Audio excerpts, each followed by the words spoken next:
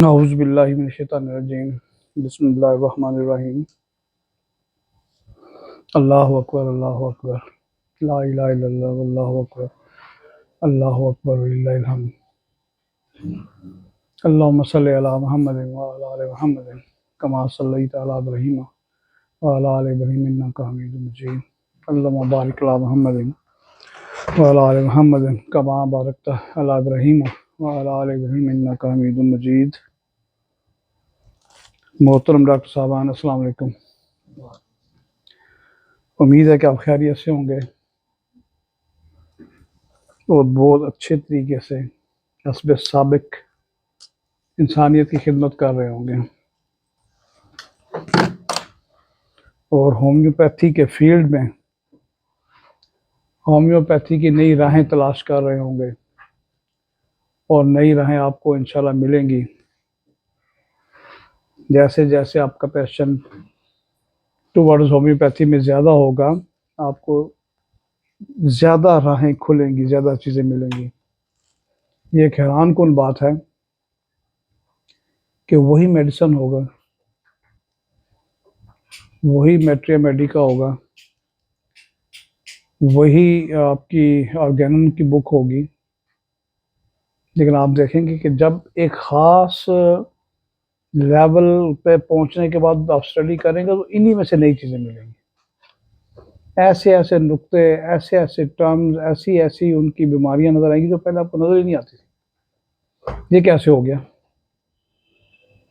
कि वही मेडिसिन पढ़ रहे हैं आप, लेकिन जब आपने अपने आप को चेंज किया towards betterment, passion for homeopathy के लिए, तो फिर आपको नई चीज़ें मिलेंगी।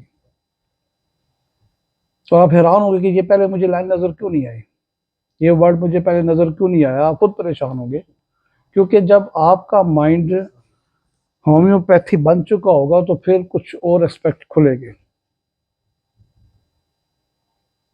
तो नई राहें खुलेंगी और आपको बहुत कुछ नया मिलेगा।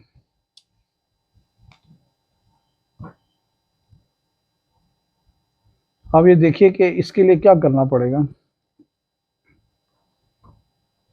एक डॉक्टर है, उसको कहें कि आप ये 10 दवाइयाँ हैं, इस पे ज़रा मैट्रिया मेडिका लिखें।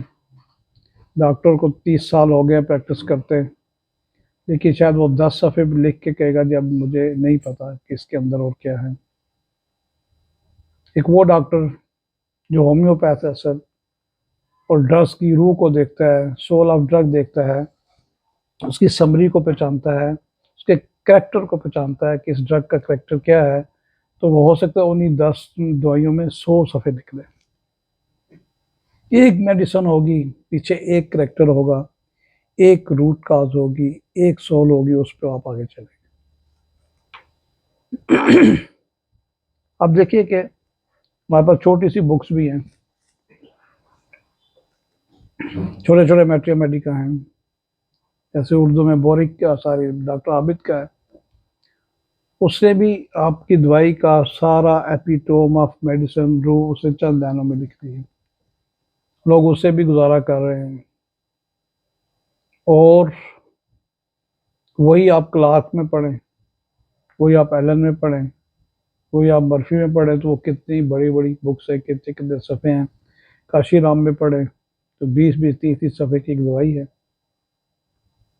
लेकिन जब आप होम्योपैथिक हो जाएंगे तो फिर आप मेडिसिन भी इन डिटेल पढ़ना चाहेंगे, आपको बहुत कुछ मिलेगा।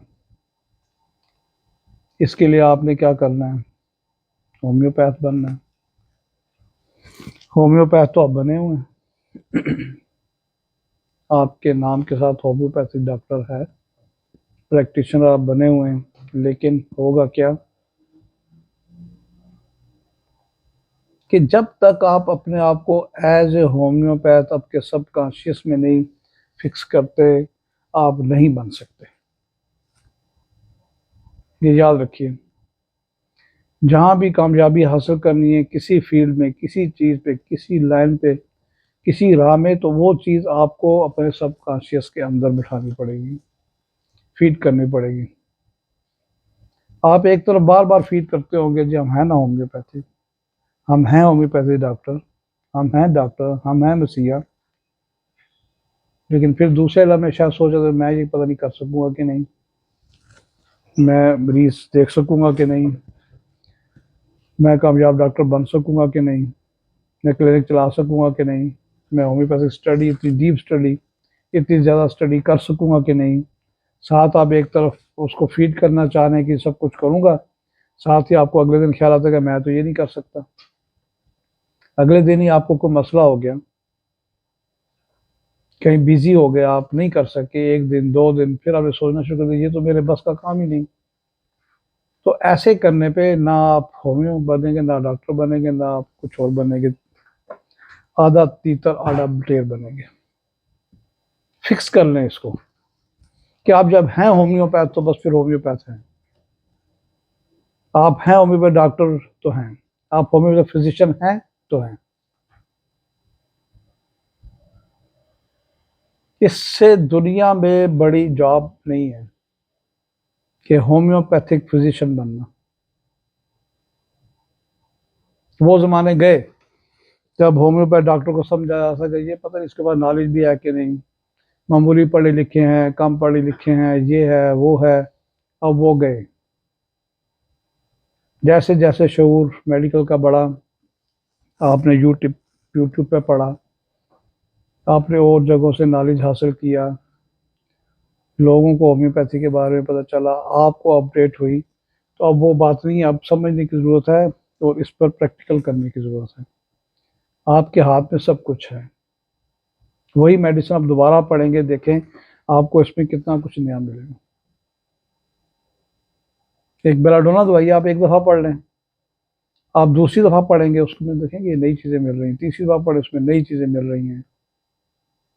और एक डॉक्टर ने लिख भी दिया कि बेलाडोना कम अज कम 100 अमराज का 100% इलाज है और है। अब अगर ये बात मेरी कोई सुनेगा, कोई दूसरा स्कूल ऑफ थॉट के डॉक्टर सुनेंगे, वो तो कहेंगे ये मजाक है, ये एक दवाई और 100 इलाज, 100 बीमारियों के इलाज। चले 100 सिम्टम तो हो सकती हैं, 100 बीमारियां कैसे होगी? ये फिर होम्योपैथिक है कि आप 100 बीमारियों में होम्योपैथिक इलाज कर सकते हैं?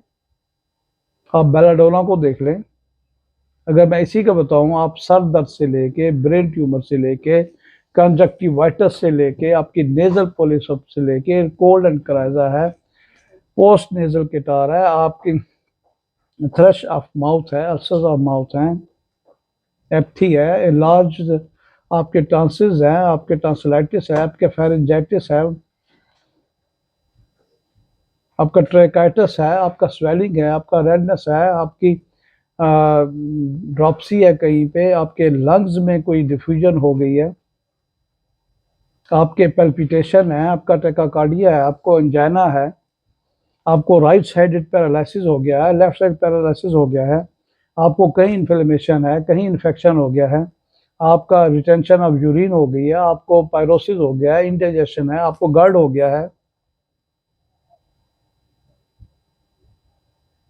स्वेलिंग ऑफ ब्रेस्ट है, ट्यूमर इन ब्रेस्ट है, लंप इन ब्रेस्ट है। आप ये देखें कि इनमें भी बेलाडोना काम कर रही है। तो ये हमारी एक एक दवाई का, ये एक अल्लाह की तरफ से ऐसा एक इजाद हुई है कि डॉक्टर हानिम ने इजाद की कि अगर वो जिंदा रहते तो अब तक बहुत कुछ और हो जाता। अब कम अज कम हमारा इतना तो हक है, इतना तो हक है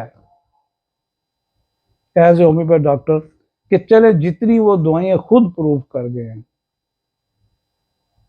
खुद उन्होंने प्रूव की है, हम कम अज कम वो तो स्टडी कर लें। दवाइयां तो हमारी 2000 से भी ज्यादा, छोटी हैं, बड़ी हैं, मुख्तसर है, इन डिटेल में हैं, और लेकिन पॉलीक्रस मेडिसिन ही हम अगर डिटेल से पढ़ ले, इतना तो कम अज कम हमारा हक है, या इतना तो उनका हक है उन डॉक्टरों का जिन्होंने ये प्रूफ की, अपने ऊपर की, अपने दोस्तों पे की, अपने स्टूडेंट पे की। तो क्या हमने वो पॉलीक्रस को एक एक अलहदा करके आस्ता आस्ता समझा भी है कि नहीं पढ़ के आज तक?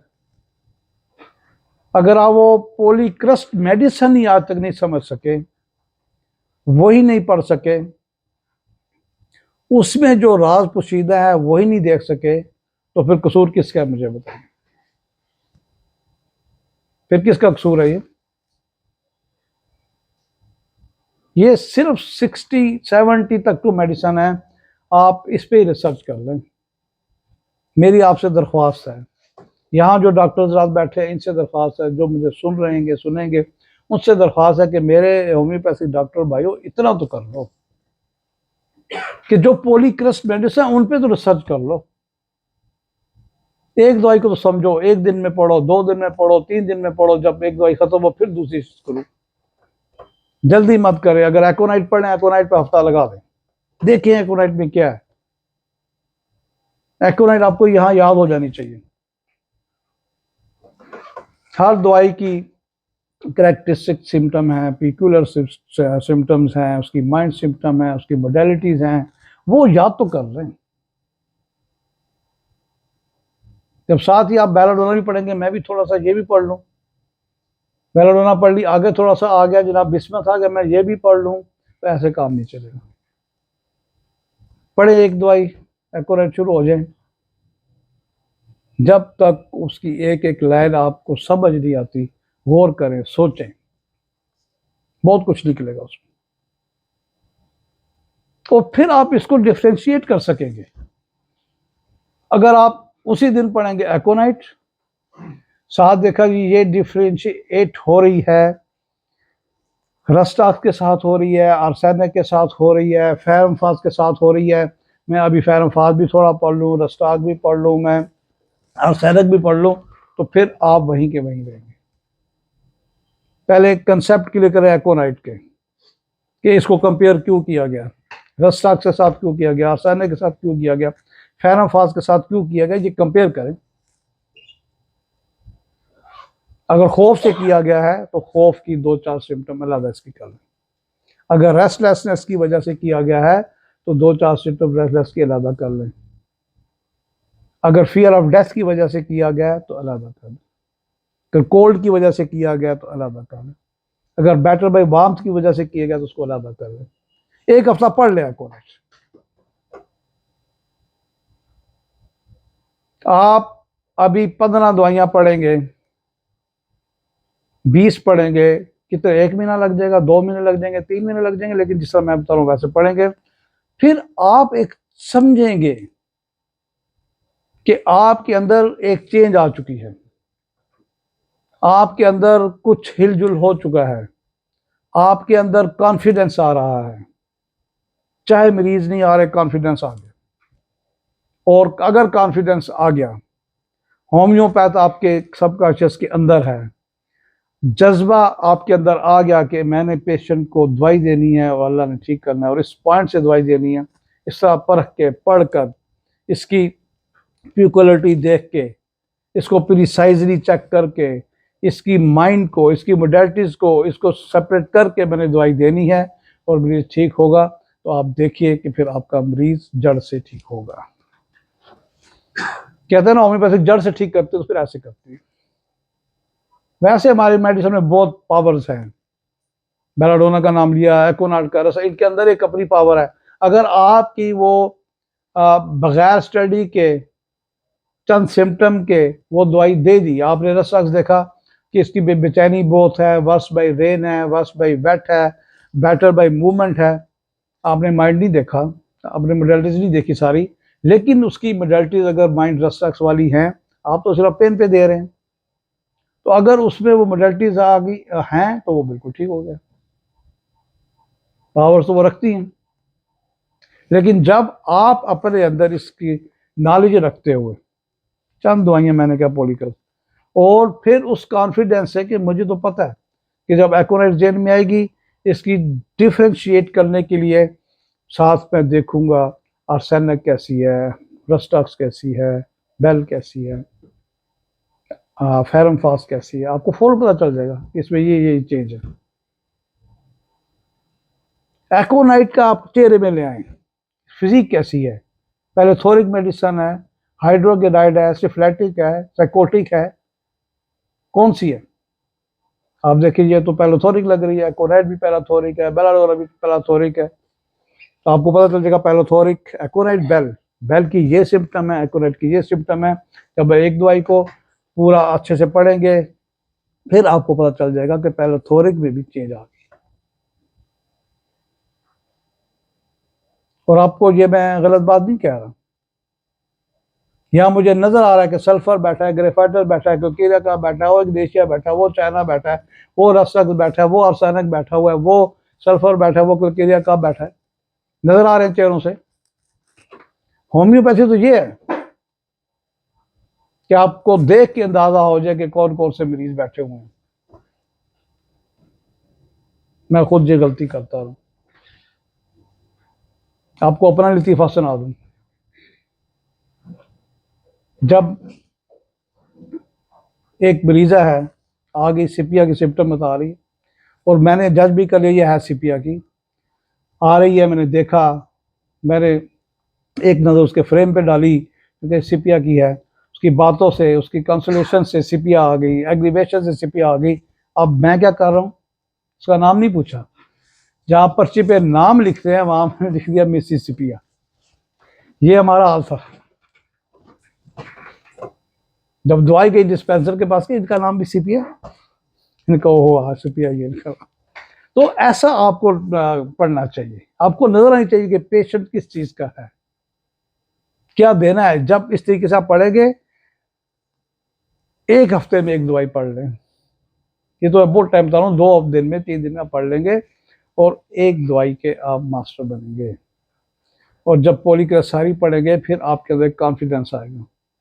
जब कॉन्फिडेंस आएगा तो अल्लाह कहेगा ओके, फिर आप दवाई देंगे, अल्लाह कहेगा मेहनत बहुत की है इस बंदे ने, शफा दे दो उसको, शफा फिर ऊपर से, कि अल्लाह भी तो कुछ देखता है ना। तो इस तरीके से चले, इंशाल्लाह कामयाब होम्योपैथ बनेंगे और बेहतरीन मुकद्दर आपका होगा। आज का अब सबक अल्लाह ताला के सिफ्त है, अब्दार जल्ला जलालहू और अल नाफे जल्ला जलालहू, ये दोनों इकट्ठे बोले जाते हैं, अब्दार हो अल नाफे हो जल्ला जलालहू। अब इसमें अब्दार हो नुकसान पहुंचाने वाला, अल नाफे हो साथ ही है कि नफा देने वाला। अब आप देखिए कि अल्लाह ताला किसी को नुकसान भी पहुंचा सकता है, अल्लाह ताला उसके देखते हुए, उसकी हैसियत देखते हुए उसको नुकसान भी पहुंचा सकता है। जितनी बड़ी गलती करेगा उतना नुकसान भी पहुंच सकेगा, और जितनी अच्छाई होगी उतना ज़्यादा नफा भी हो सकेगा। अल्लाह ताला किसी को अगर नुकसान पहुंचाता है तो कैसे पहुंचाता है, रोटी मोहन बंद नहीं करता, सांस बंद नहीं करता, पानी बंद नहीं करता, चीज़ें मिल रही होती कि फिर भी आपको नुकसान पहुंच रहा होता। आपको 2 टाइप की रोटी मिल रही है, फर्स्ट क्लास पानी मिल रहा है, शरबत मिल रहा है, सांसें मिल रही है, एसी मिल रहा है, हवा मिल रहा है, लेकिन आपके अंदर बेचैनी शुरू होगी, कोई सिम्टम डाल दी, कोई डिजीज डाल दी। अल्लाह कहता मैं खुद बीमार को शफा देता हूँ और इसके अलावा कोई शफा नहीं दे सकता। वाइजा मरिद तो हो व यशफीन, जब वो बीमार होता है मैं खुद शफा देता हूँ। और अल्लाह के हाथ में सब कंट्रोल है, आपकी ज़िंदगी का, आपकी मौत का, आपको बादशाह बना दे, आपको फ़कीर बना दे, आपको तवंगर बना दे, आपको नातवां बना दे, आपको गरीब कर दे, आपको अमीर कर दे। आप खुद देख रहे हैं, अपने हालात देख रहे हैं कि कैसे अल्लाह ताला हाई पोस्ट पे लेके जाके फिर नीचे गिरा देता। ये सारे तजर्बे हमारे मुल्क में सबसे ज़्यादा हो रहे हैं, फिर भी अगर हमारी आंखें ना खुले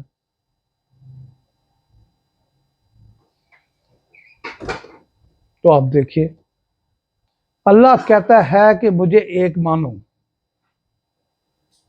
ये जानो कि उसका शरीक कोई नहीं है, ये मानो कि सिर्फ अल्लाह का तवक्कुल है बस। अल्लाह ने पीर बनाए, फकीर बनाए, नेक बनाए, मोमन बनाए, वो सिर्फ आपको राह दिखा सकते हैं, आपको देख कुछ भी नहीं सकते। वो आपको बता सकते हैं ये रास्ता सही है, ये रास्ता गलत है, आपने ये इस तरह चूज कर सकते हैं, ये इस तरह चूज कर सकते हैं। जब आप किसी आलम के पास, मुफ्ती के पास, नेक के पास, वलीउल्लाह के पास, फकीर के पास जाएंगे, वो सीधे राह की बात ही करेगा कि इसी पे जाए, बुरे का बताएगा नहीं। तो फिर जब आप दिल से तैयार करते हैं कि मैं इस रास्ते पे आना चाहता हूँ, फिर अल्लाह देखता है कि मेरा बंदा अब ठीक है, आना चाहता है, मैं इसको इस रास्ते पे ले आऊँ, वो फिर नेक बन जाता है। पहले एक्सेप्ट करें आप कि मैं आना चाहता हूँ, मैं ऐसा था। कुछ लोग नहीं आना चाहते, नेगेटिव रास्ते पे जाना चाहते हैं, अल्लाह उनको उधर ही भेज देता है। नेगेटिव रास्ते पे, बुराई के रास्ते पे आप देखें लोगों ने कितनी तरक्कियां की हैं, अरबों रुपए कमाए, करोड़ रुपए कमाए, नेगेटिविटी पे कमाए। अल्लाह दे तो रहा है इस दुनिया में, वो अल्लाह ने लिख दी कि आपको जितना मिलना है वो आपको मिलना है, चाहे आप राइट हैंड वाले तरीके से ले रहे, चाहे लेफ्ट हैंड वाले तरीके से ले रहे। जो आप दुआ करे जाते हैं किसी वलीउल्लाह से, किसी बाबे से, किसी फकीर से, किसी आलम से, किसी मुफ्ती से, वो आपके लिए सिर्फ दुआ कर सकता है, आपको दे नहीं सकता। बेटा दे दे, बेटी दे दे, औलाद अच्छी कर दे, औलाद देख कर दे, नौकरी दे दे, शादी कर ले, आपके लिए दुआ कर सकता है। और जितने सिद्के दिल से वो दुआ करेगा, और अल्लाह ताला उसके कहने पे फिर वो दुआ भी कबूल कर लेता है।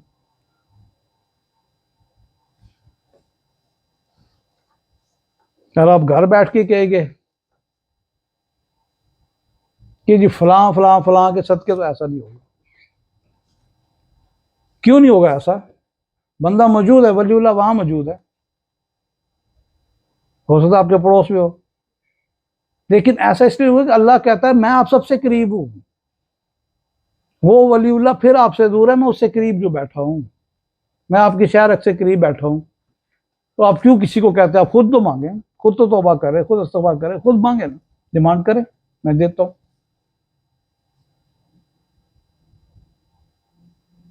ये मिसाल ऐसी है कि एक बादशाह बैठा हुआ है, उसका साथ ड्राइवर है, दोनों साथ बैठे हुए हैं कहीं जगह पे। ड्राइवर ने कहा मैंने कोई बात करनी है, तो वो जा रहा है वजीर के पास, उसके दफ्तर में जाकर कह रहा है जरा ये मेरी बात बादशाह से तो कर दो। बादशाह तो पास बैठा हुआ है। तो अल्लाह तो हमारे पास है, तो फिर हम रास्ते क्यों ढूंढते हैं?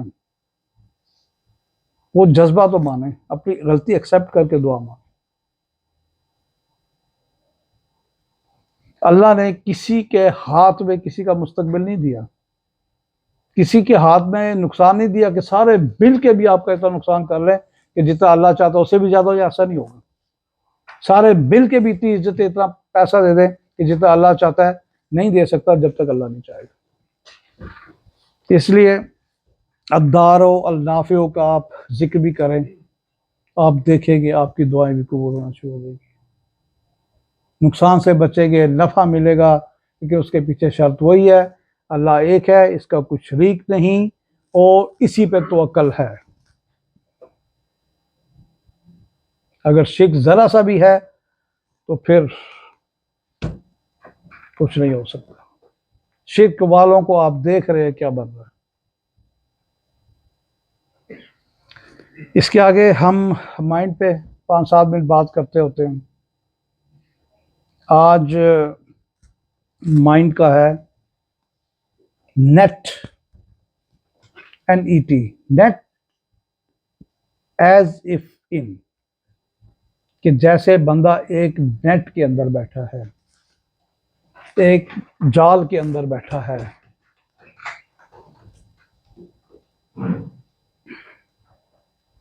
अब ये देखिए कि नेट कितनी किस्म के हैं, जाल कितनी किस्म के हैं, और आजकल कितनी प्रॉब्लम्स हैं,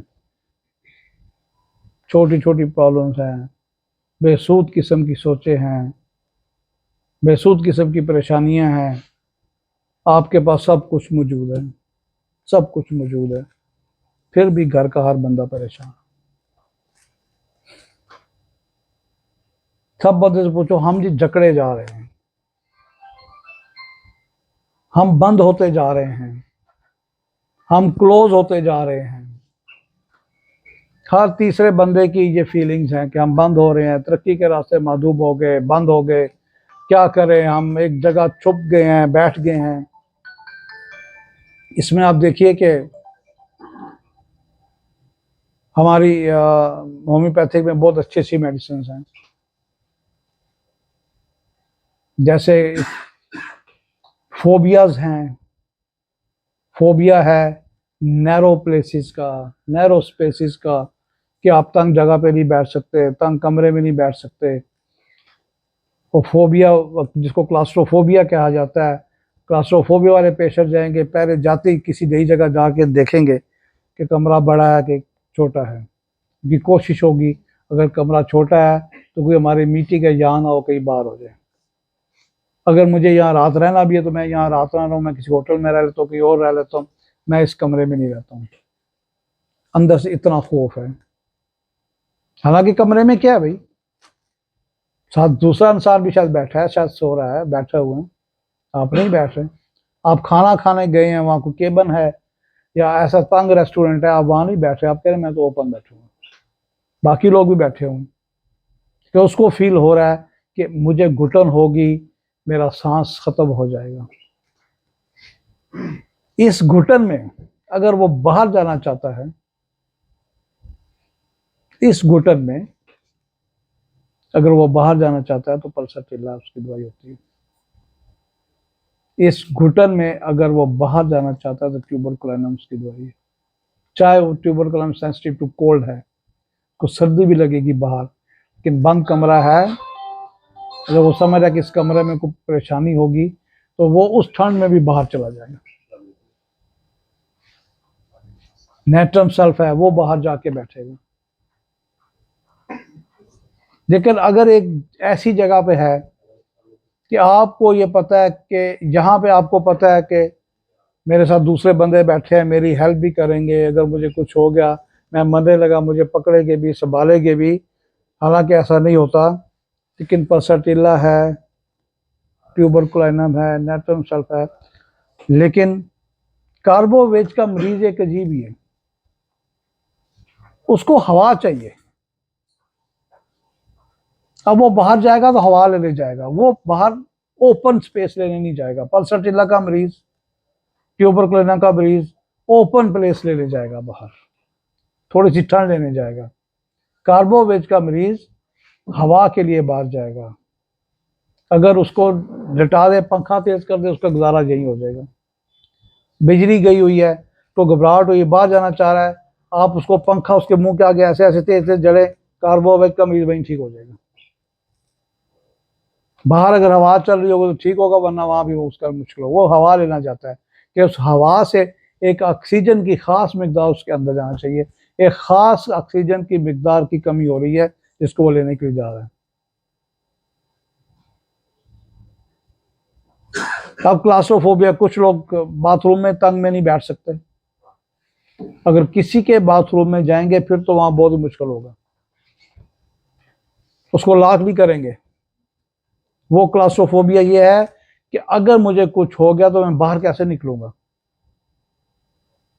क्लास्ट्रोफोबिया वाले मरीज को बाहर जाना पड़ता है, खुली जगह पे जाना पड़ता है हेल्प के लिए और किसी की मदद के लिए, अपनी सेहत के लिए। अगर वो क्लास्ट्रोफोबिया का मरीज किसी दूसरे घर में जाएगा, किसी होटल में जाएगा, तो वो लॉक भी नहीं करेगा अपना बाथरूम कि कहीं ये ना हो मुझे जाना पड़े, ये लॉक हो जाए, खराब हो, मुझे पता ना हो। और जहाज में नहीं बैठ सकता, जहाज के अंदर बिल्कुल आपकी ऑक्सीजन पूरी मिलती है, आपको हाइट के मुताबिक टेम्परेचर पूरा ठीक मिलता है, फिर भी वो जहाज पे नहीं बैठ सकता, इतने आदमियों की मौजूदगी में नहीं बैठ सकता। उसको थोड़ा सा हाइट फोबिया, थोड़ा सा क्लास्ट्रोफोबिया, एल्टीट्यूड फोबिया, हाइट पे नहीं जा सकता। उसको अर्जेंटम नाइट्रिकम आप दीजिएगा, उसको सक्सीनम दीजिएगा। सक्सीनम बहुत अच्छा काम करती है इस तरह के क्लास्ट्रोफोबिया में। बहुत से लोगों को जहाज से डर लगता था, मैंने अर्जेंटम नाइट दी, सक्सीनम दी, वो 20 साल के बाद जाके फिर के आए। ऐसे भी लोग थे, उम्रे पे नहीं जा रहे कि हम जहाज में नहीं बैठ सकते। हज पे नहीं जा रहे, इतने डरे हूँ। ऐसे भी मेरे इल्म में लोग आए हैं कि अपनी जगह आप सब्सिट्यूट करने के लिए किसी को उम्रे पे भेज दिया कि या अल्लाह मैं तो नहीं जा सकता, मैं जहाज में नहीं बैठ सकता, मैं बंदा भेजूंगा। उनको अर्जेंटम नाइट रकम दी, वो होके आए, वो इंग्लैंड होके आए, यूज टू हो गए। कुछ लोग ऐसे हैं कि वो कहते हैं कि बड़ा हाल है, बैठे गए, उनको अजीब किस्म का खौफ है कि वे देखेंगे कि वो हाल उनको फील होता है कि करीब आ रहा है। ये एक अलहदा फीलिंग है क्लास्ट्रोफोबिया की, कि हाल की दीवारें करीब आ रही हैं चारों तरफ से। अगर बाहर चला गया है तो उसको ऐसा लगेगा बादल आए हैं तो बादल उसके नीचे आ रहे हैं, उसको कवर करने के लिए आ रहे हैं। उसकी दवाई लेग डेफ है। मेरे पास एक पेशेंट आया अभी चंद महीने पहले, उसमें सारे फोबिए। मैं जो फोबिया पूछूं यस, जो फोबिया पूछूं यस, मैं खुद हैरान होता जाऊं कि इसको हो क्या रहा है। ऊंचाई से डर है, मैं मरी नहीं जा सकता, जहाज में बाहर से मैं नहीं बैठ सकता, लिफ्ट में बैठ सकते हो तोबा तोबा, 20 मंजिल भी हो तो मैं सीढ़ियां चढ़ के जाऊंगा। तंग कमरे में बैठ सकते हो नहीं बैठ सकता, तंग वाशरूम में बैठ सकते हो नहीं बैठ सकता, गाड़ी में बैठ सकते हो नहीं बैठ सकता, वैगन में बैठ सकते हो नहीं बैठ सकता, चौक में रश आ जाए फंस जाओ मैं नहीं भाग जाता हूँ। सारी फोबिया उसके अंदर। सच्ची बात है, मैं किसी एक फोबिया पे हूँ, वो सब बराबर बता रहा है। मैंने उसको लेक्डेप भी दी, उसको अर्जेंटाब्लाइट भी दी, उसको सक्सीनम भी दी, उसको एनाकार्डियम भी दी, नेट्रोबियर भी दी, परसाटिला भी दी, एकोनाइट भी दी, आर्सेनिक भी दी, सब सीएम में दे दी। अब वो कहेंगे ये कौन सी डॉक्टरी है, कौन सी होम्योपैथी है, तो वो कौन सा मरीज है? वो भी तो जीबुल खलकत मरीज आ गया ना। मैंने उसको 1 एम में दी, 1 2 3 4 5, 1 2 3 4 5 रोज खाओ। 15 दिन के बाद आया, कहता शायद मुझे लगता है फर्क है, शायद। मैंने फिर दे दी, रिपीट कर दी। फिर आके क्या, मुझे मजा नहीं आ रहा जी, फर्क नहीं है। मैंने यही दवाई सीएम में दी 15 दिन के लिए। वो किसी डॉक्टर का भाई था, कहता मेरे भाई की डॉक्टरी फेल हो चुकी, आर्मी में शायद डॉक्टर था, नहीं काम करती। मैंने यही दवाई उसको सीएम में दी, 5 दवाइयाँ की 6 बना के दे दी। और 15 दिन के बाद आया, कहता जी मुझे अब पता चला कि मैं भी इस दुनिया में आपकी तरह रह सकता। फिर ये अल्फाज थे। तो हमारी मेडिसिन तो काम करती हैं, चाहे आप उसको आगे पीछे दे दें, चाहे आप एक एक करके दे दें, चाहे आप 1 2 3 करके दे दें, काम तो करेंगे। कम्बिनेशन नहीं कह रहा, अल्टरनेटिव कह रहा हूं मैं। लेकिन कुछ कम्बिनेशन भी हमारे बहुत अच्छे काम करते हैं, नो डाउट अबाउट इट।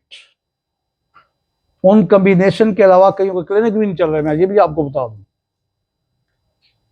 ऐसे ऐसे कम्बिनेशन हैं जो मरीज की जान बचाते हैं। अब उस जगह पे अगर हमें समझ ही नहीं आ रही, एक पेशेंट आ गया कि जी मुझे एंडोकार्डाइटिस है, मैं चलता हूँ मुझे सांस फूलता है, शॉर्ट ऑफ ब्रीथनेस है, मेरा जो हार्ट है 25% काम कर रहा है, आप नहीं ढूंढ सकते, दवाई फौरी तौर पे नहीं मिल रही, आप डायाकार्ड दे दें उसको, काम करती है। आप एसेंशिया ओरिया दे दें, काम करती है। आप दिलान दे दें, इनकी काम करती है। लेकिन इससे बेहतर है कि आपकी मेडिसिन जहन में नहीं आ रही, दिल का पेशेंट आ गया है, उसको साथ और भी कोई मेटास्टेसिस चल रही है, आप उसको नहीं समझ आ रही, आप दे दें। मैं ये नहीं कह रहा कि सब 1 to all आप कम्बिनेशन इस्तेमाल करें, लेकिन ये ऐसी मेडिसिन हैं कि मरीजों को CCU से वापस लाई हैं, जिनकी कई कॉर्नरी ब्लॉकेज थी, कॉर्नरी आर्टरी की ब्लॉकेज थी, कईयों को वेल्व प्रॉब्लम थी, कईयों को सांस फूल रहा था, SO20 था, चल नहीं सकते थे, कईयों का टैकाकार्डिया था, कईयों का इलरिथमेटिकल प्रॉब्लम थी। आपने ये दी तो उनको इमरजेंसी से भी बचाया। ये भी इन्हीं की खूबी है। लेकिन कई लोग 6 6 महीने 7 साल इस्तेमाल करके उनसे फर्क भी पड़ रहा, ठीक भी हो रहे। तो जहां अगर हमारी अकल नहीं आ रही कि हम सिंगल रेमेडी देंगे, हमें नहीं समझ आ रही, तो आप 1 2 3 करके मेडिसिन दे दें, रूट काज पे दे दें, एंटी मियाजमेट करें, उसको एंटी मियाज्म करें, हम ठीक हो जाएंगे इंशाल्लाह।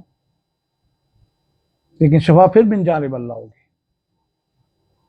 इतनी बातें बता के, इतनी हवाले दे के, इतनी बात बता के 10 पेशेंट आप नहीं ठीक कर सकते, अल्लाह ने ठीक करना है।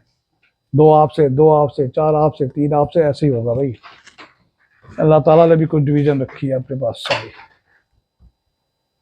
तो मैं जो प्रॉब्लम है नेट एज इफ इन, उसकी दवाई है नेट्रम्योर।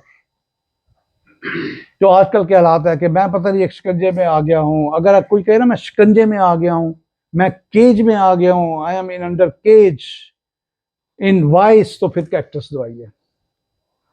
कैक्टस से बेहतर कोई नहीं है, चाहे वो पूरा शिकंजा सर से लेके पांव तक उसके है, चाहे जिस्म का किसी एक ऑर्गन में वो शिकंजा है, और चाहे किसी एक मसल्स में, चाहे किसी एक टिश्यू में वो फील कर रहा है कि बिल्कुल ऐसा बंद हो गया, तो उसकी दवाई कैक्टस है।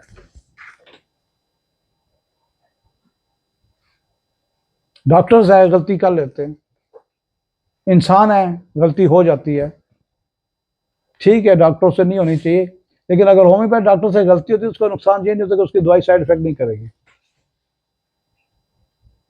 मेरे पास एक पेशेंट आया कि मुझे जी कब्ज है, खाना नहीं आ रहा, मैंने उसकी शेप ऑफ स्टूल पूछा, टाइम पूछा, सारा पूछा, दवाई दी, नहीं फर्क पड़ा।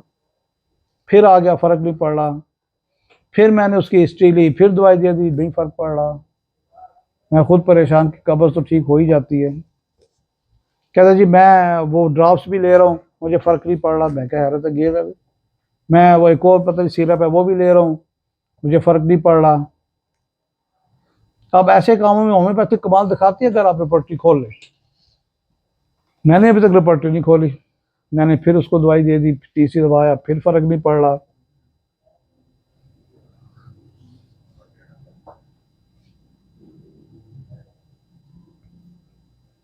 अब मैंने उसको एलोमिना दे दी, एलोमन दे दिया, मैग्नीशियम मोर दे दी, डेक्टेंसस दे दी, एस्ट्रियाज दे दी, सल्फर दे दी, मैंने पैराफिन दे दी, सब दवाइयां दे दी जनाब। कहता फर्क नहीं पड़ रहा। मैंने कहा यार होता क्या ये बताएं, कब्ज कहते किसके हो? पखाना नहीं आना, मैंने कहा इसी का नाम कब्ज है, रोज नहीं आता, नहीं आता, तीसरे दिन आता है, चौथे दिन आता है। मैंने कहा मसला क्या है? उसके मुंह से चौथी के पांचवी दफा निकला कि मेरी एनस ऐसे है कि किसी ने बाहर से ग्रिप कर दिया, उसको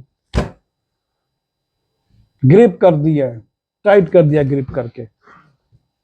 और मैंने दिल में सोचा, साथ छोटी सी प्यारी सी उसको कहा कि अगर यही बात पहले बता देते तो शायद महीना डेढ़ ना खर्च होता।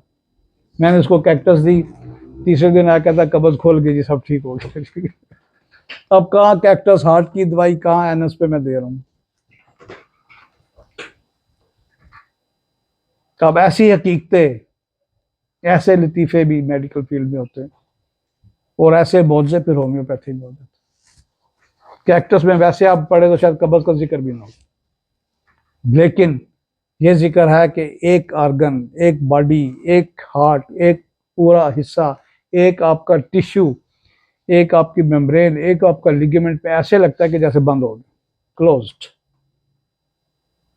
कैक्टस दवाई काम करती है। आजकल के जो हालात जा रहे हैं कि जी मुसीबत पड़ी हुई है, पता नहीं क्या हालात होंगे, हम एक होल में आ गए हैं, बंद होते जा रहे हैं, क्लोज होते जा रहे हैं, पूरी दुनिया पाकिस्तान को ख़त्म करना चाह रही है, पाकिस्तान पूरा ऐसे बंद हो रहा है।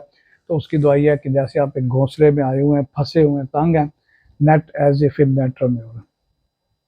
अगर ऐसी कोई बात करेगा तो आपको नेट्रम्योर पहले देनी पड़ेगी आपको, चाहे उसको प्रॉब्लम कोई भी है। उसको सर दर्द है, उसको टांगों में दर्द है, उसको कोई रिटेंशन ऑफ यूरिन है, कोई उसका इंडाइजेशन है, कुछ भी है, अगर वो ठीक नहीं हो रहा, लेकिन माइंड की फीलिंग ये है कि मुझे जैसे क्लोज किया जा रहा है, एक नेट में बंद किया जा रहा है, तो उसकी दवाई नेट्रम्योर है।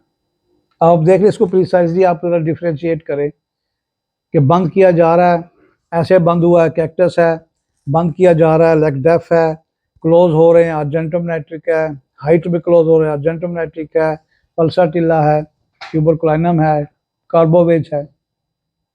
हमारी इसी एक फीलिंग में कि क्लोज हो रहे हैं, क्लोज हो रहे हैं, बंद हो रहे हैं, चीज़ें क्लोज कर रही हैं, तो कितनी दवाइयाँ हमारी आ जाती है। अगर यही दवाइयाँ सब जो मैंने नाम लिए सब पॉलीक्रेस्ट हैं तकरीबन, अगर ये आपको आती होंगी तो फिर इंशाल्लाह मसला नहीं होगा।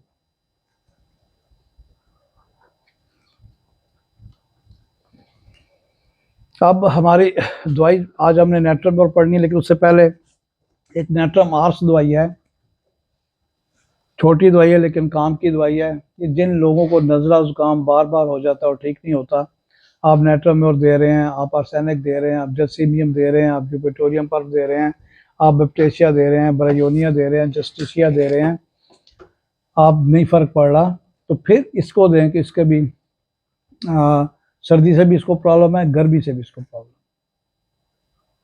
और इसके गले में भी अगर दर्द है तो इसके गले में आप देखेंगे कि पर्पलिश कलर की स्वेलिंग नजर आएगी, लैक्सिस की तरह, फाइटोलाका की तरह।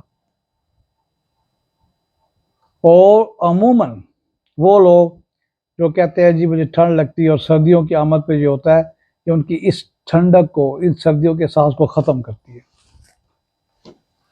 छींके हैं, नेट्रामार्स दें आप,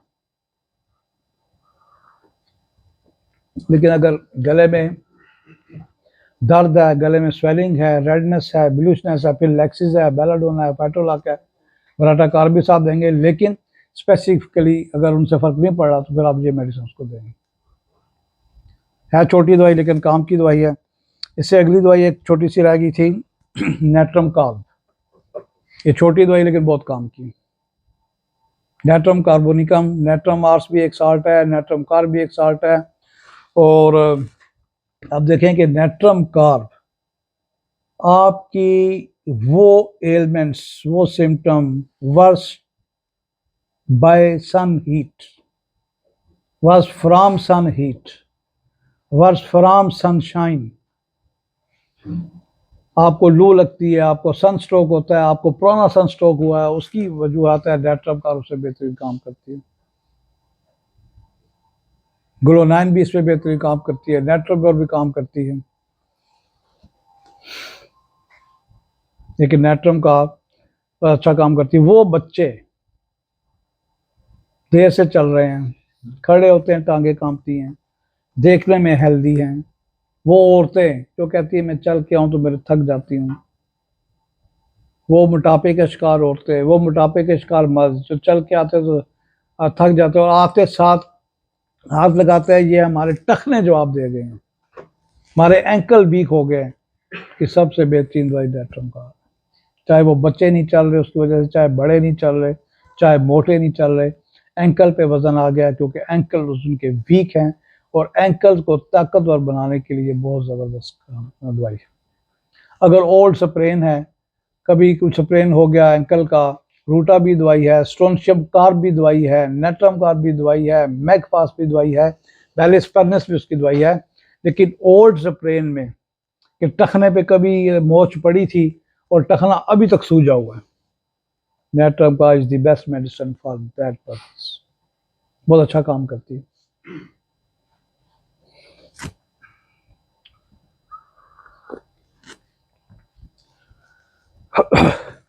इसका ये देखें कि नेट्रम कार्ब का मरीज बड़ा खुश होता है, खुशी में रहेगा, गप्पे लगाएगा, लतीफ़े सुनाएगा, लेकिन एक लतीफ़े होते हैं कि ना पैर तो ना सर, निकलने टू दी पॉइंट बात करेगा अच्छी, और महफिल में रहेगा, और बहुत ही खुश मिजाज हो, हंसमुख जिसे कहते हैं। इसका मरीज औरत हो, औरत आपके आएगी, आपसे बड़े अच्छे तरीके से मुस्कुराहट से बात करेगी, आपको अपनी प्रॉपर तरीके से बात करेगी, आपको वहीं पता चल जाएगा कि औरत नेट्रम कार्ब की है, रूटा की है, या फिर रस्टाक्स की है। इसकी एक और सिम्टम है, कई मरीजों में होती है कि कई मरीज किसी से सामना नहीं कर सकते, सामना नहीं, किसी मरीज से बुग़्ज़ रखते हैं, नहीं बुग़्ज़ भी नहीं, किसी मरीज की, किसी आदमी की मौजूदगी बर्दाश्त नहीं करते। अगर इसने किसी फंक्शन में जाना है ना, वहाँ 50 बंदे हैं, 100 बंदे हैं, इसको पता है कि वो बंदा जो मुझे बुरा लगता है वो भी इस फंक्शन में आएगा, वो नहीं आएगा। वो नहीं आएगा। अगर इस बंदे को आप बुलाएंगे, हम नहीं आएंगे। हमारे खानदान में बहुत बंदे अफसर, शादी हो रही है, आगे कहेंगे अगर उस बंदे को बुलाएंगे तो हम शादी में नहीं आएंगे, अगर आप उसको बुलाएंगे तो हम नहीं आएंगे। उनकी दवाई भी नेटरम का।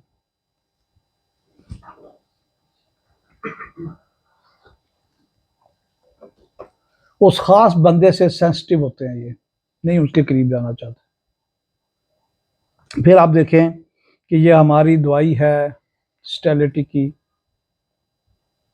फीमेल इनफर्टिलिटी के लिए बड़ा अच्छा काम करती है। इसके आपके सिम्टम पता है कि सीमन जो है अंदर रिटेन नहीं कर सकती, उसका यूट्रस रिटेन नहीं कर सकता। और आप ये देखें कि इसी कंडीशन में अगर कोई इन्फेक्शन है, कोई फंगल इन्फेक्शन है, कोई बैक्टीरिया है, तो एलोपैथ डॉक्टर यहाँ से स्वैब लेते हैं स्वीयर का और टेस्ट करते हैं और बताते हैं कि फलां इसमें वायरस है, बैक्टीरिया है। फिर उसको डोज करते हैं। डोज का है कि उसकी वजाइना को पानी से, केमिकल से साफ करते हैं ताकि वो लोकल इन्फेक्शन ख़त्म हो और वहाँ से मर्द का स्पर्म आगे ट्रेवल कर जाए। रास्ते में स्पर्म रुक रहा है, नहीं पहुँच रहा। डोज किससे करते हैं? नेट्रम कार्ब से। कि नेट्रम कार्ब के मैलूल से डोज करते हैं, ये हर लेडी डॉक्टर करती है। तो हम नेट्रम कार्ब खिला के वो इन्फेक्शन वो दूर करते हैं, और उस इन्फेक्शन की वजह से, उस इन्फ्लेमेशन की वजह से the woman can not retain the semen of his husband, या वो जिंदा नहीं रहते, फौरन मर जाते हैं। तो ये वहाँ पे भी बड़ा अच्छा काम करती है। अब हम आते हैं नेट्रोम्योर पे।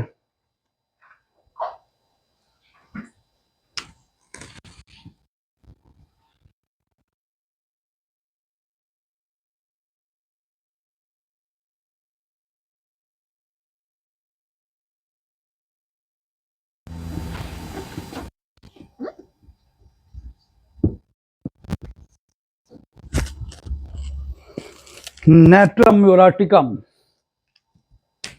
आप देखिए कहने में एक नमक है, ये एक आम सा नमक है, लेकिन काम बहुत बड़े बड़े दिखाता है। बहुत बड़े बड़े काम दिखाएगा ये।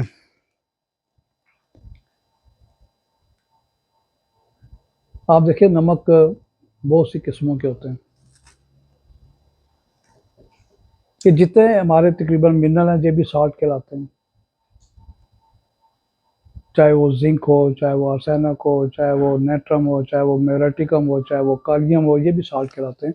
कि इस साल्ट की जो बात हो रही है हमारा आम खाने वाला नमक है, और आज हम इसी की बात करेंगे कि जब जो हमारा खुरदरी नमक है, जिसको टेबल साल्ट भी कहते हैं, जो खाने वाला है। कुछ साल्ट सफाई करने वाले होते हैं जिसमें क्लोरीन मिक्स होती है, धोने वाले होते हैं, उसको टेबल साल्ट नहीं कहा जाता।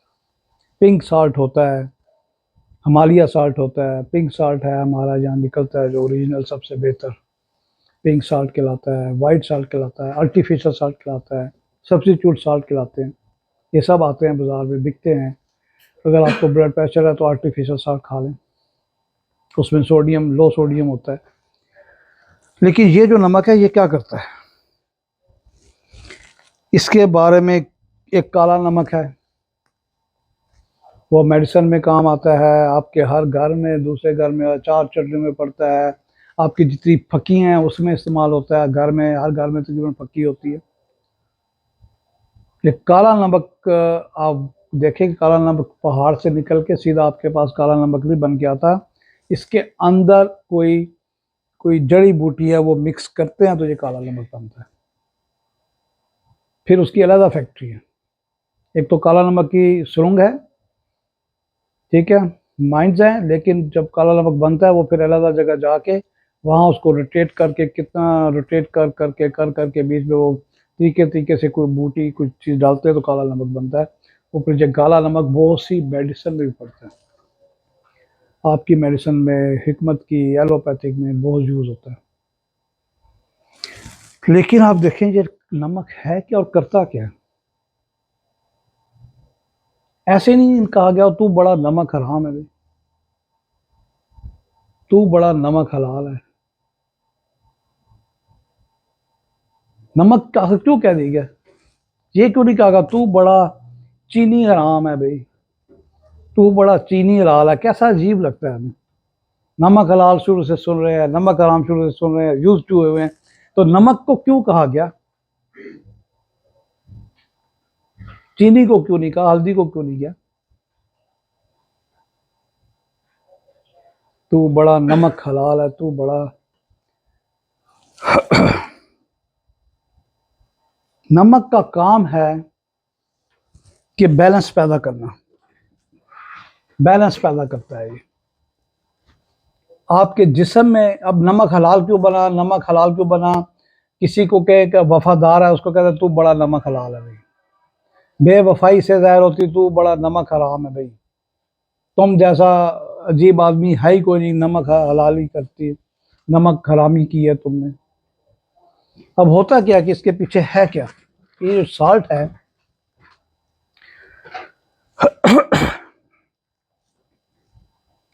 ये हमारे जिस्म में एक बैलेंस पैदा करता है, किबलम पैदा करता है। किसका? हमारे जो अंदर माया है, जो वाटर है, जो लिक्विड है, जो खून के अंदर है, जो हमारे मसल्स में सेल्स के अंदर है, हमारे टिश्यूज के अंदर है, हमारे सेलुलर मेम्ब्रेन्स के अंदर है, उन सबको ये बैलेंस करता है। जब ये किसी भी हिस्से को बैलेंस नहीं करेगा तो या नमक कम होगा या नमक ज़्यादा हो जाएगा। अगर नमक ज़्यादा होगा उसको हाइपरटोनिक कहते हैं, कम होगा तो हाइपोटोनिक कहते हैं, अगर लेवल बराबर होगा तो आइसोटोनिक कहते हैं।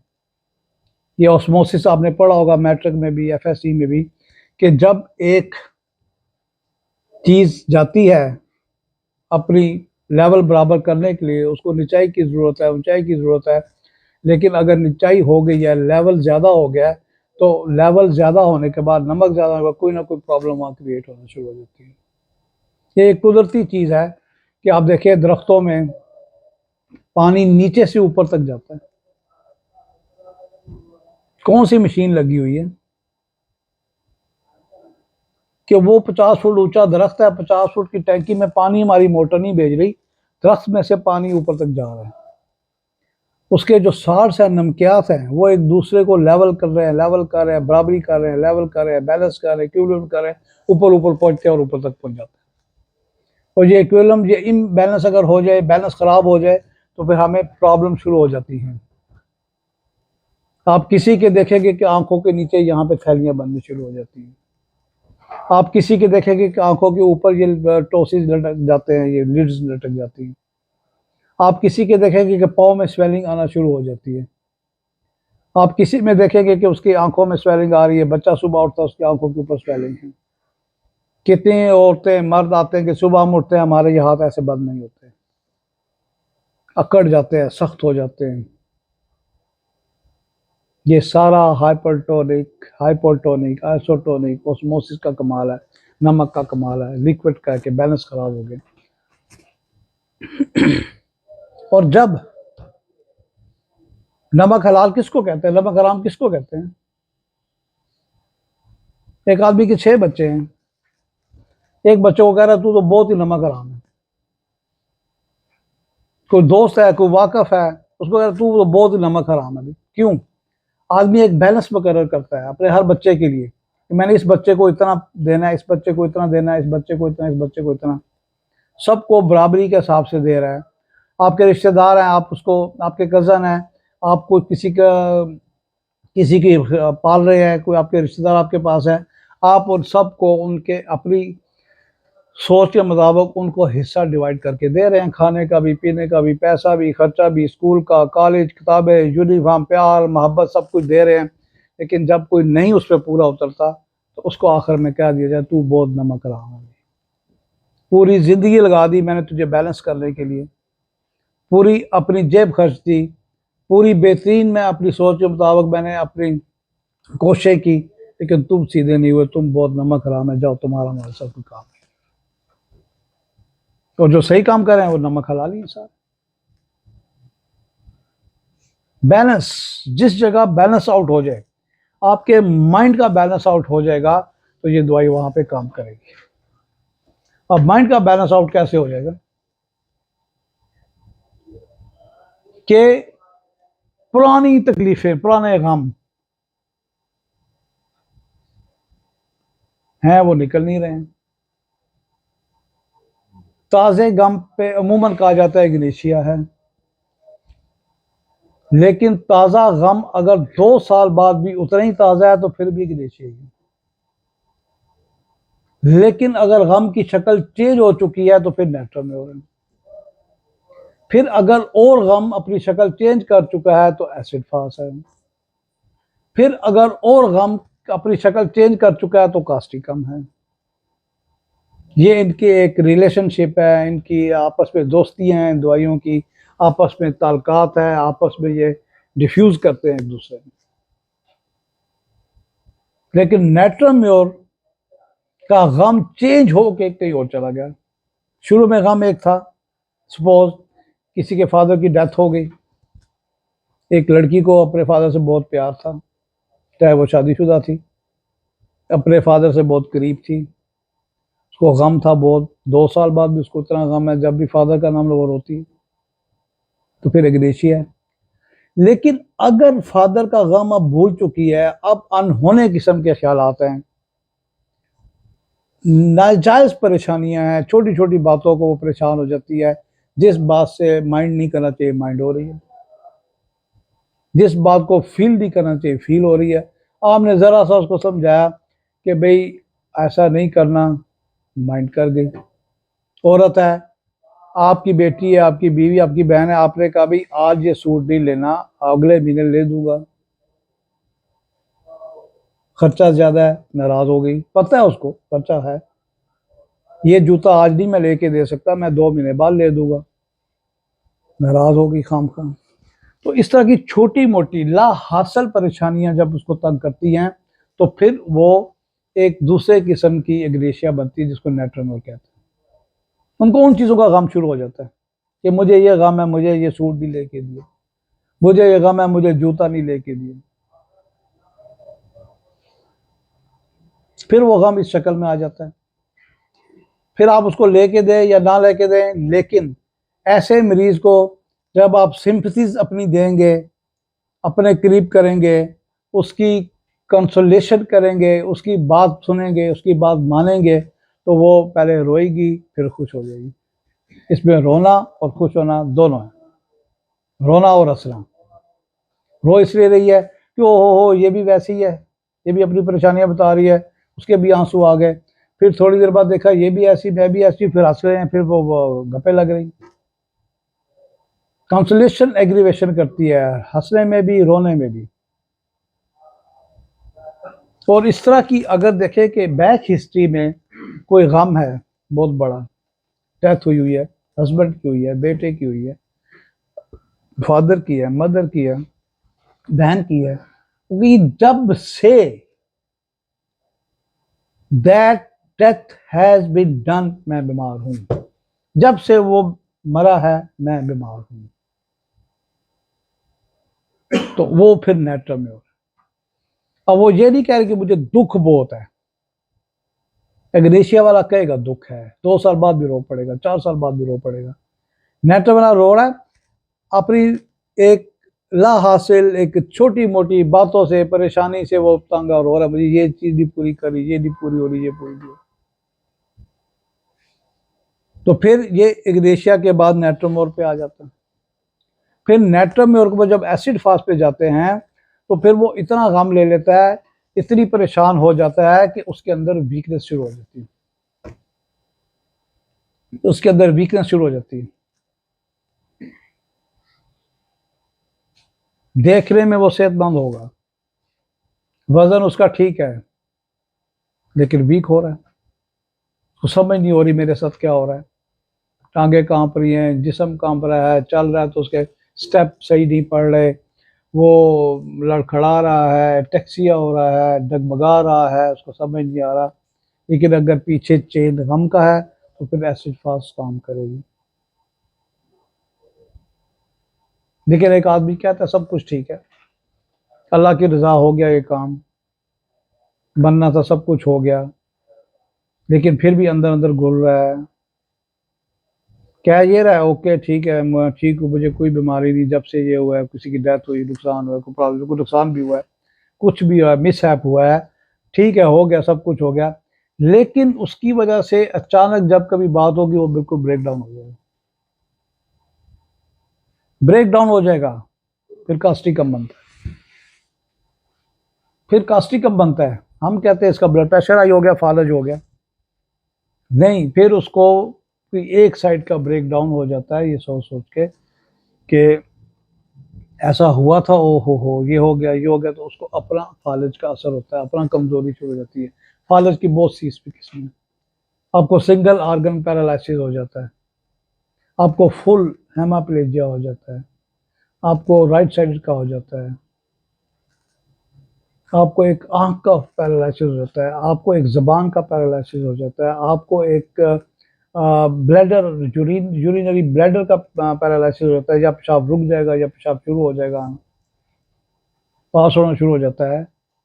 असल में कास्टिकम के पीछे एक पुराना गम होता है, जो कि वो कहने को तो वो नाम नहीं लेता, लेकिन उसके असरात उसके अंदर होते हैं, और जब उसको 10 साल बाद 2 साल बाद कोई याद आता है तो फिर ऐसा काम हो जाता है, पैरालाइज हो जाएगा, ट्रेम्बलिंग हो जाएगी।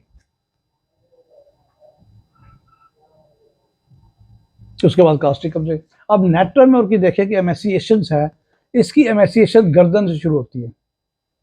आप देख सकते हैं मरीज को पहचान सकते हैं कि जैसे आपके पास नेट्रोमर का मरीज आएगा, उसका चेहरा चमक रहा होगा जैसे तेल लगा होगा, ग्रीसी स्कार्फ होगी, ग्रीसी हेयर होंगे, ग्रीसी फेस होगा, उसके हाथ पांव पे पसीना होगा, वो भी गीले होंगे और ऐसे चमक रही होगा, तो आप उसको नेट्रोमर पहचान सकते हैं। फिर उसको कंफर्म करना है, आप गर्दन देखें, गर्दन उसकी वीक होगी, चाहे वो बच्चा है चाहे वो बड़ा है। आपके पास थायराइडिज्म का आ जाता है, गाइटर आ जाता है, अब गाइटर के लिए बड़ी अच्छी दवाई है, लेकिन अगर उसकी गर्दन वीक है तो गाइटर वहां पे बेहतरीन काम करेगी। या पीछे अगर गम के असरात है तो फिर उसका गाइटर भी काम सही करेगा, वरना गाइटर की और दवाइयाँ भी हैं, आयोडम भी है, थायरोडीनम भी है, लाइकोपस भी है, बेलाडोना भी है, बहुत सारी और।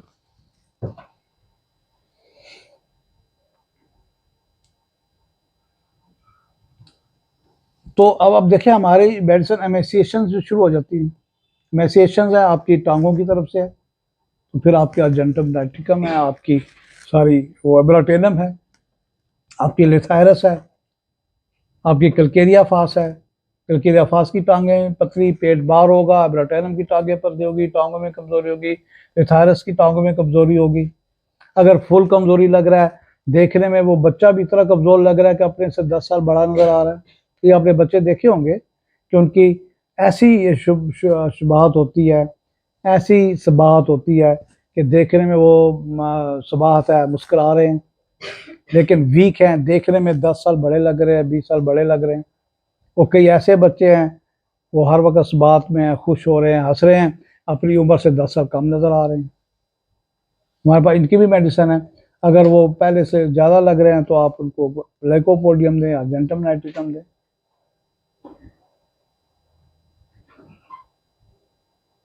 तो हमारी मेडिसिन आपकी कॉन्स्टिट्यूशनल समेत आप बाय फेस, बाय उनकी हेल्थ, बाय स्किन से भी उनको पहचान सकते हैं।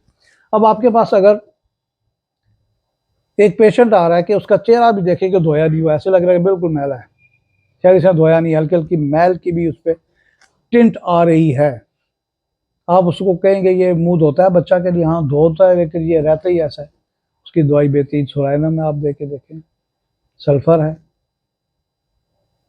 और बाकी भी आप सिम्टम देखें कि शायद सोराइनम सल्फर की मिल जाए। अब जब आपकी इसकी नमक की ज्यादती होती है या कमी होती है तो क्या होता है, अगर आपके दिल की वजह से कहीं स्वेलिंग होगी, कि आपकी दिल की पंपिंग, उसकी जो हार्ट बीट है वो डिस्टर्ब हुई हुई है, उसकी वजह से उसमें कहीं पानी इकट्ठा हो रहा है तो लंग्स में इकट्ठा होना शुरू होता है, पाँव में इकट्ठा होना शुरू हो जाता है सबसे पहले, हार्ट से सबसे दूर जो एरिया है वो आपका पाँव है, वहाँ से सर्कुलेशन सही वापस नहीं उठा रहा, तो वहाँ पे पानी रुक रहा है, यानी कि वहाँ नेट्रम म्योर रुक रहा है, यानी कि आर्सेनिक रुक रहा है, यानी कि काली म्योर रुक रहा है, यानी कि कोई और साल्ट की कमी हो रही है, हमें वो देनी पड़ेगी। आप दिल की बीमारियों में देखिए कितने साल्ट काम होते हैं, ब्लड प्रेशर में देखिए कितने साल्ट ही काम करते हैं। तो अगर हार्ट की प्रॉब्लम हो रही है तो सबसे पहले अगर पाँव पे प्रॉब्लम है तो आपको सोचना पड़ेगा कि इसको कोई हार्ट की प्रॉब्लम है। अगर इसके साथ खांसी है, शॉर्ट ऑफ ब्रीथ है, तो वो मुश्किल से सांस ले रहा है, तो फिर आपको देखना पड़ेगा कि हार्ट की वजह से इसको स्वेलिंग है लंग्स में।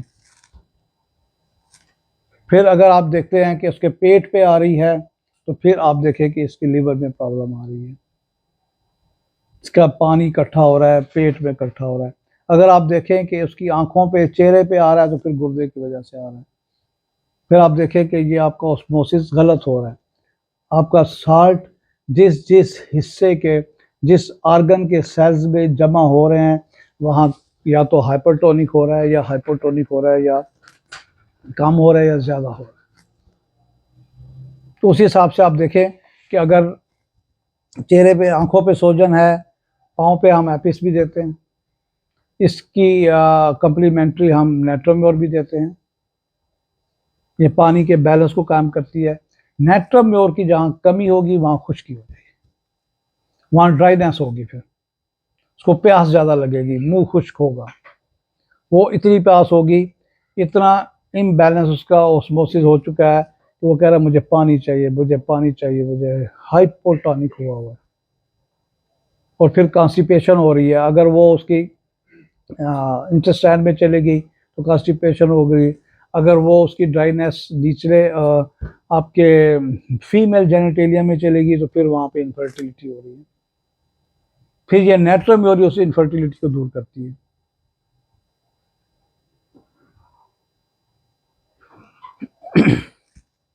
इसकी और एक मखसूस सिम्टम है, कुछ दवाइयाँ हमारी पीकुलर सिम्टम पे भी काम करती हैं, माइंड के अलावा।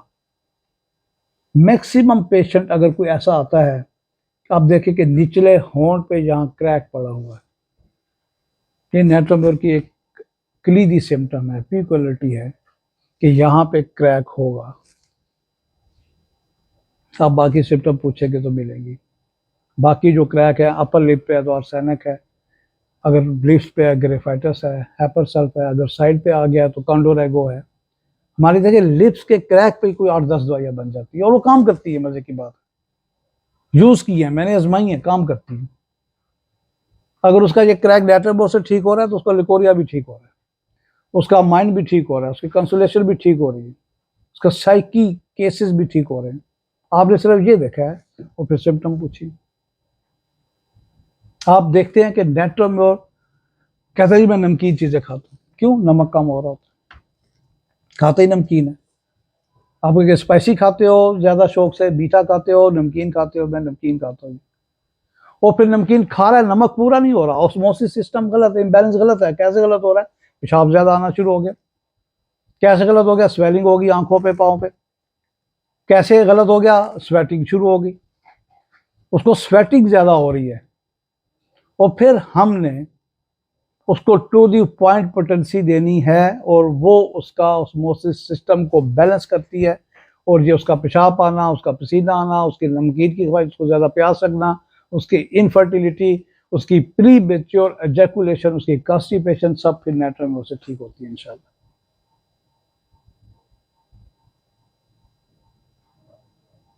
हमारी मेडिसिन, हमारा पूरा फूड का एक चैप्टर है। कोई मिर्चें ज़्यादा खा रहा है तो ये हो रहा है, कोई चीनी ज़्यादा खा रहा है तो ये हो रहा है। तो इसमें नेट्रोम्योर में है कि नमक बहुत ज़्यादा डालता है, और एक ये, और एक फास्फोरस का। फास्फोरस नमक डालेगा फौरन नुकसान होगा। नेट्रोम्योर अपने अंदर नमक की कमी से नमक ले रहा है, फास्फोरस का टेस्ट नमक का बन गया है, उसको नमक चाहिए नहीं, कहीं स्वेलिंग नहीं, कहीं कमी नहीं, उसका दिल कर रहा है नमक खाऊं। अगर आपका टेस्ट ही नमक वाला हो गया तो कल्केरिया फास है। अगर माँ का दूध ही नमकीन हो गया, बच्चा दूध नहीं पी रहा, बाल का बच्चा दूध नहीं पीता, बड़ा जोर लगा लिया, टिल लगा लिया, माँ का दूध नहीं पीता, फौरन मुंह पीछे करता है और मुंह बनाता है नहीं पीता, कलकेरिया फास है उसकी दवाई, मर्क साल है उसकी दवाई। साल्टी हो जाए तो कलकेरिया फास है, कड़वा हो जाए तो आयरस वर्स है। ये प्रॉब्लम होती है।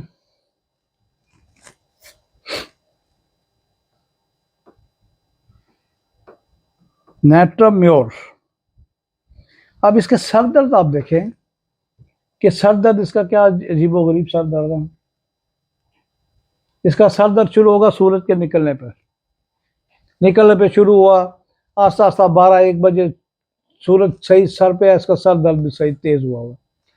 गुरूब हो रहा है, आस्ता आस्ता इसका सर दर्द भी कम हो रहा है, गुरूब हो गया, सर दर्द खत्म हो गया। ये क्या है? ये भी ओसोमोसिस। सूरज निकला, हीट आई है और वो हीट भी उसको तंग कर रही है, उसके अंदर नमक को खुश कर रही है। हीट क्या है? देखने में तो देखे हीट है ना, सब बैठे हैं उसी धूप में, लेकिन उसके अंदर उसका सिस्टम ऑफ बैलेंस ऑस्मोसिस खराब हो चुका है। तो उसकी जो सन हीट है, सन हीट से इसकी एग्रीवेशन है हर बीमारी की। अगर इसके जिस्म पे कोई वेसिकल्स हैं, कोई वेसिकुलर eruptions हैं, तो उसके अंदर छाले हैं, कोई दाने हैं, तो उसके अंदर से पानी की तरह मवाद निकलेगा, प्लेन वाटर। चाहे वो एक्जिमा है, चाहे वो सोराइसिस है, चाहे एक आम सिंपल एक्नीज हैं, सिंपल स्मॉल एप्सिस हैं। जब वो फटते हैं उसके अंदर एक बड़ी प्लेन सा मैटर निकलता है पानी की तरह। अगर लिकोरिया है तो प्लेन पानी की तरह लिकोरिया निकलेगा, स्लिमी सा होगा, अंडे की वो सफेदी की तरह होगा। तो उसकी दवाई भी नेट्राम्योर है। सर दर्द हो रहा है, वो अब सर दर्द देखे सारे बैठे हैं, उसी को क्यों धूप तंग कर रही है? वो इतना सेंसिटिव हो चुका है सनलाइट से कि अभी कमरे में है, सन बाहर निकल चुका है, लेकिन उसकी आ रही है, उसको हीट पहुंच रही है। किस तरह पहुंच रही है भाई? ये फिर उसी तरह पहुंच रही है कि जिस तरह रस्टास का मरीज गुजर खान में अभी बादल आते हैं तो वो यहाँ उसको प्रॉब्लम हो जाती है। कैसी होती है? वो तो 30 मील दूर है गुजर खान, जेलम 60 मील दूर है, वहां पे बारिश हो रही है, वो यहाँ कह रहा है कि मुझे लगता है कि कहीं बारिश और गरज चमक हो रही है। तो इसी तरह जब धूप निकलती है तो नेट्रोमर का मरीज कहता है कि मुझे सर दर्द शुरू हो गया निकलने पे, दोपहर को ज्यादा हो गया, शाम को खत्म हो गया। फोटोफोबिक चेंजेस इसमें आ रही हैं। अब आप देखिए सर दर्द के साथ इसकी फिर नज़र मुतासर हो जाती है। नज़र मुतासर क्यों होती है? कि इसके अंदर ऑलरेडी एक साल्ट की कमी है जिसको हम नेट्राम्योर कहते हैं। नेट्राम्योर ज़्यादा खा के इसका ऑस्मोसिस सिस्टम ठीक है, इसका हाइपरटोनिक बना हुआ है या हाइपोटोनिक बना है, एब्जॉर्ब नहीं कर रहा, बैलेंस नहीं कर रहा, नमक खा भी रहा है, लेकिन नमक पसीने में, नमक उसके पेशाब में, उसके और अखराज में वो निकल रहा है। उसको हमने अंदर रोकना है उस नमक को। जब उस नमक को, उस साल्ट को सस्टेन करेंगे, उसके टिश्यूज़ में, उसके सेल्स में एक ख़ास मकदार में ऑस्मोसिस सिस्टम अंदर मौजूद है, नेट्राम्योर उसका नमक बन रहा है, उसकी मेडिसिन बन रही है, तो वो सारे सिस्टम को बैलेंस करेगी, ठीक करेगी। तो फिर चाहे किडनी फेलियर है, चाहे हार्ट की प्रॉब्लम है, चाहे कहीं ड्रॉप्सी है, कहीं स्वेलिंग है, वो सब ठीक होती है। हमें इसकी वजूहात पे जाना पड़ता है। वैसे सर दर्द आप देखें कालीबाइक्रोमिकम का भी है, जलसीमियम का भी है, आयरस वर्स का भी है, बेल का भी है।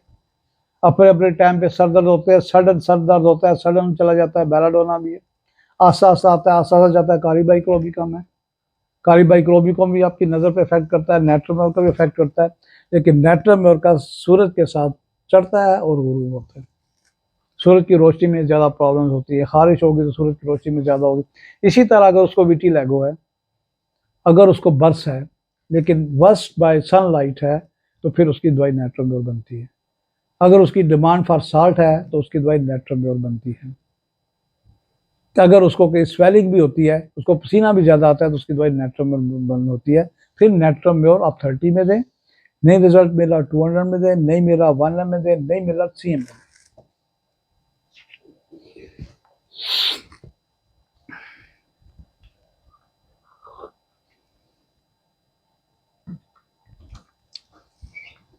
अच्छा जी, इसके बारे में कोई और सवाल हो तो आप कर सकते हैं, कोई भी।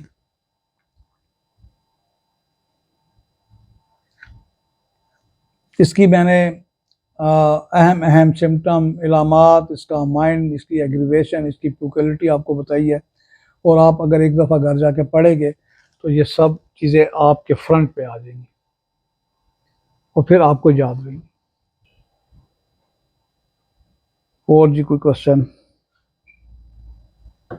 इसी तरह ये आपकी खून की बीमारी हेमोफीलिया भी काम आती है। अगर बच्चा कहता है मुझे नमक दे, बच्चा ग्रीसी स्किन है, वर्स बाय हीट है, वर्स बाय सन हीट है, तो फिर हेमोफीलिया पे भी यही काम करेगी।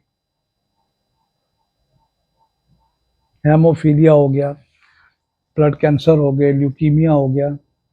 हमारे पास इस तरह के इलाज में बहुत कामयाबी नहीं, लेकिन है हमारे होम्योपैथी में जो ठीक हो रहे हैं केसेस, वो जो ठीक हो रहे हैं, चाहे वो हेमोफीलिया है, चाहे ल्यूकोमिया है, चाहे बोन मैरो है, जिनका लाखों रुपए का खर्चा है, 40-50 लाख का, वो हमारे 4-5 हज़ार के ट्रीटमेंट से ठीक होना शुरू हो जाता है। दिस इज आल्सो फैक्ट कि मरीज ठीक होते हैं, ये बात नहीं कि नहीं ठीक होते, बिल्कुल हो रहे हैं। तो इसकी एक वो है माइंड की टीयर्स विद लाफ्टर, इस बेस पे इसको दे सकते हैं। जी जी, इसके है ना आपके, पहले वो टीयर्स आएंगे फिर हंसना शुरू कर देते हैं। ऐसा कोई पेशेंट आता है तो उस पर ये अप्लाई कर सकते हैं बजाय। देखिए देखिए, ये आप सब पूछेंगे ना, साइकिक इफेक्ट्स चल रहे हैं और डिमांड फॉर साल्ट है, पसीना आता है, फिर आप दे दे रहे हैं। अगर आपको नहीं सिम्टम दे रही, आप अकेला भी दे काम करेगी, पेशेंट के दौरान ही ऑब्जर्व किया हो जाता है। कि उसमें आप उसकी दुखती रग पे कुछ सवाल करते हैं, जैसे उसका कुछ फोत हुआ, कोई परेशानी, तो वो रो पड़ती है। आपको पता चल जाता है कि इसको कोई गम है, कोई ग्रीफ है, कोई परेशानी है। फिर जब उसको तसल्ली देते हैं तो फिर और रोती है। फिर जब आप उसको कहते हैं कि इसका इलाज मौजूद है, आप ठीक हो चुके, फिर हंसना शुरू हो जाता है। इग्नीशिया में भी मरीज हंसता है, कभी रोता है कभी हंसता है। क्रोकोस्ट्रावा में भी कभी रोता है कभी हंसता है। अब इग्नीशिया का मरीज तो उस जगह हंसता है जहाँ नहीं हंसना चाहिए। जहाँ मातम है, लाश सामने पड़ी है, वो हंस रहा है। इग्नीशिया का मरीज, बेलाडोना का मरीज, क्रोकोस्ट्रावा का मरीज, उसको कहेंगे या तुम्हारे चाचे की डेथ हो गई है, वो कहेगा हंस के, हाँ हाँ अच्छा डेथ हो गई मेरे चाचे की भी, हंस के पूछेगा। ऐसे भी है, बेलाडोना, क्रोकोस्ट्रावा, कैनबिस इंडिका, ये हंस के हर बात को आपको बताएंगे। किसी का नुकसान हुआ, आप बताए उसका नुकसान हो गया, पहले हंसेंगे, अच्छा हाँ ऐसा नुकसान हो गया उसका, फिर बात करेंगे। हालांकि वो दिली तौर पर उनको भी हो रहा है, लेकिन उनका एक जेस्चर ऐसा बन चुका है कि वो पहले हंसते हैं, स्माइल करते हैं। और कोई क्वेश्चन जी? पेशेंट है कराची में, पेन फॉर पीरियड हो गया, उसके एलोपैथिक डॉक्टर के पास लेकर गए तो उन्होंने कोई पेन फॉर मेडिसिन दी जिससे पीरियड स्टॉप हो गया। जब अल्ट्रासाउंड कराया तो समाज लीडरशिप हुआ। एज क्या उस पेशेंट की? 20। मैरिड है? मैरिड है, पहले मेंसेस ठीक थे? पहले ठीक है, ठीक है, उसका फंक्शन सारे ठीक है, उसका सिर्फ स्मॉल यूट्रस है, आप उसको मेडिसिन देंगे उसकी काज पे जाके। तो ऐसा कुछ पैदाइशी कंजेनिटली एट्रोफाइड यूट्रस होते हैं, छोटे यूट्रस है, स्मॉल है, पैदाइशी, वो ज़रा मुश्किल से ठीक होते हैं। उसमें सिस्टम भी आपका सारा हार्मोनल साइकिल उसमें नहीं हो रहा होता, मेंसेस नहीं आ रहे होते। लेकिन अगर मेंसेस आ रहे हैं और उसकी एट्रोफी ऑफ यूट्रस है तो वो ठीक हो सकती है। ठीक है, वो तो उन्होंने दवाई दे दी, पेनफुल मेंसेस हो गए, पता नहीं क्या दी, लेकिन आप उसकी पूरी हिस्ट्री लेके टोटलिटी ऑफ सिम्टम पे लें तो उसका मेडिसिन नेट्रमर भी बन सकती है, सीपिया भी बन सकती है, गिनेशिया भी बन सकती है, आयोडम भी बन सकती है, प्लम्बामेट भी बन सकती है। जी, अर्जेंटोमेट भी डॉक्टर साहब बता रहे हैं कोई सब, वो काम करती है एट्रोफाइड यूट्रस, जूलियन में। और कोई क्वेश्चन जी? इंशाल्लाह अगला प्रोग्राम, बल्कि सारे लेक्चर 6 बजे हुआ करेंगे, और अगला जो मेरा लेक्चर होगा 6 बजे नेट्रम फास्ट पे। और नेट्रम फास्ट पे जो होगा तो इसमें हम आपका सारा डाइजेस्टिव सिस्टम भी होम्योपैथिक कवर करेंगे।